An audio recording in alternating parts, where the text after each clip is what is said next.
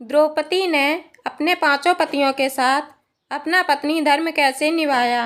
जिस समय द्रौपदी का स्वयंवर हुआ उस समय पांचों पांडव अपनी मां कुंती के साथ अपनी पहचान छुपाकर ब्राह्मण वेश में रहा करते थे और भिक्षा मांगकर अपनी जीविका चलाते थे। पांडव जितनी भी भिक्षा मांगकर लाते उसे अपनी मां कुंती के सामने रख दिया करते थे। मां कुंती भिक्षा को पांचों भाइयों में एक जैसा बांट दिया करती थीं। जब अर्जुन द्रौपदी को लेकर घर आए तो उन्होंने दरवाजे से ही देवी कुंती से कहा कि देखो माँ, आज हम लोग आपके लिए क्या लाए हैं। कुंती घर के कामों में इतनी ज़्यादा व्यस्त थी कि उन्होंने अर्जुन की ओर आंख उठाकर भी नहीं देखा और पांचों भाइयों को आपस में बांटने को कह दिया। पांडव भाई और उनकी माता कुंती के सत्यवादी होने के बारे में हर कोई जानता है। वे पांचों भाई माँ के हर आदेश का पालन करना अपना धर्म समझते थे। अपनी माँ के इस आदेश के बाद पांचों भाई उलझन में पड़ गए, लेकिन जब कुंती ने द्रौपदी को देखा तो वे खुद आश्चर्य में पड़ गईं और सोचने लगीं कि ये मैंने क्या कह दिया। परेशान होकर उन्होंने अपने पुत्र धर्मराज युधिष्ठिर से कहा कि कोई ऐसा रास्ता निकालो जिससे द्रौपदी का कोई अनर्थ भी ना हो और मेरे मुंह से निकली बात भी झूठी ना हो। युधिष्ठिर भी इस समस्या को नहीं सुलझा पाए और हार मान गए। जब ये बात राजा द्रुपद को पता लगी तो वे भी परेशान हो गए। उन्होंने अपनी सभा में बैठे भगवान कृष्ण और महर्षि व्यास से इस बात का जिक्र किया। इस पर महर्षि व्यास ने उन्हें बताया कि द्रौपदी को उनके पूर्व जन्म में भगवान शंकर ने ऐसा वरदान दिया था। भगवान शंकर के उसी वरदान की वजह से ये समस्या आन पड़ी है।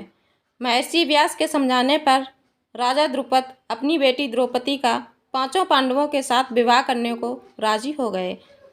तो इसके बाद सबसे पहले उनका विवाह सबसे बड़े युधिष्ठिर के साथ किया गया और उस रात द्रौपदी ने युधिष्ठिर के साथ ही कक्ष में अपना पत्नी धर्म निभाया।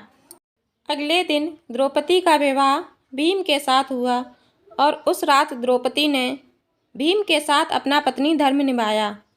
इसी तरह अगले दिन अर्जुन, नकुल और फिर सहदेव के साथ द्रौपदी का विवाह हुआ और इन तीनों के साथ में द्रौपदी ने हर एक दिन अपना पत्नी धर्म निभाया।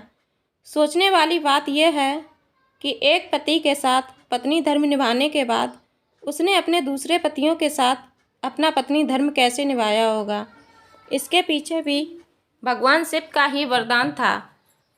जब भगवान शिव ने द्रौपदी को 5 पति प्राप्त होने का वरदान दिया था तब वे भी ये बात जानते थे कि एक पति के साथ पत्नी धर्म निभाने के बाद बाकी पतियों के साथ ये धर्म निभाना असंभव है। इसीलिए उन्होंने द्रौपदी को ये वरदान भी दिया कि वे रोजाना कन्या भाव यानी कौमार्य को प्राप्त कर लेंगी। द्रौपदी अपने पांचों पतियों को कन्या भाव में ही प्राप्त हुई थी। जब द्रौपदी को पुत्र की लालसा हुई तो भगवान श्री कृष्ण ने ये सुझाव दिया कि हर साल वे किसी एक ही पांडव के साथ समय व्यतीत करें।